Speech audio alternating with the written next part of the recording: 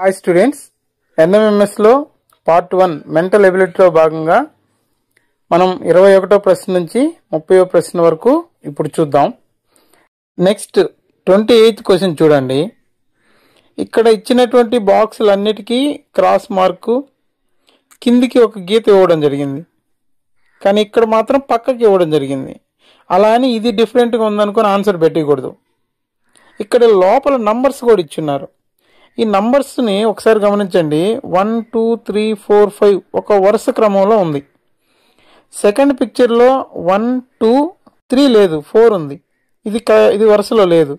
సరే, ఇవి చెక్ చేద్దాం. ఇవి 1 2 3 4 5 ఇది వరుస క్రమంలో ఉంది.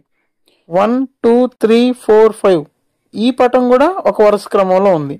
అంటే ఇక్కడ ఇచ్చిన పటం లోపల అంకెల్ని బాగా గమనిస్తే సెకండ్ ఆప్షన్ అనేది మనకు డిఫరెంట్గా ఉంది. 29th క్వశ్చన్ చూడండి. ఇక్కడ 4 ఆప్షన్లను సర్కిల్ ఇవ్వబడ్డాయి.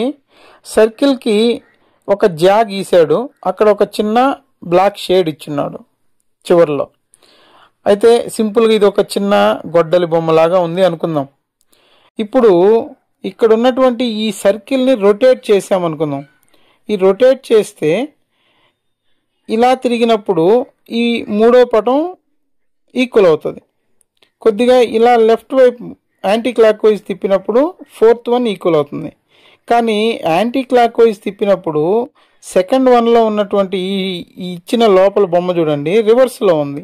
అంటే రెండో ఆప్షన్ అనేది డిఫరెంట్గా ఉంది అని చెప్తాం.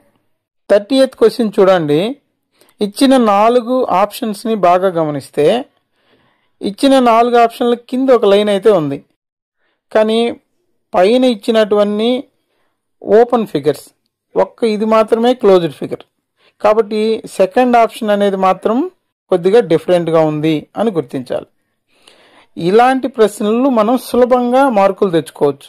అందరూ పిల్లలు కూడా ఖచ్చితంగా వీటిని ఆన్సర్ చేస్తారు. కాబట్టి వీటిల్లో మనం తప్పు చేయకుండా 10 మార్కులు పూర్తిగా తెచ్చుకోవాలంటే కొద్దిగా లాజిక్గా ఆలోచించాలి. అప్పుడే మనం మంచి మార్కులు సాధించవచ్చు.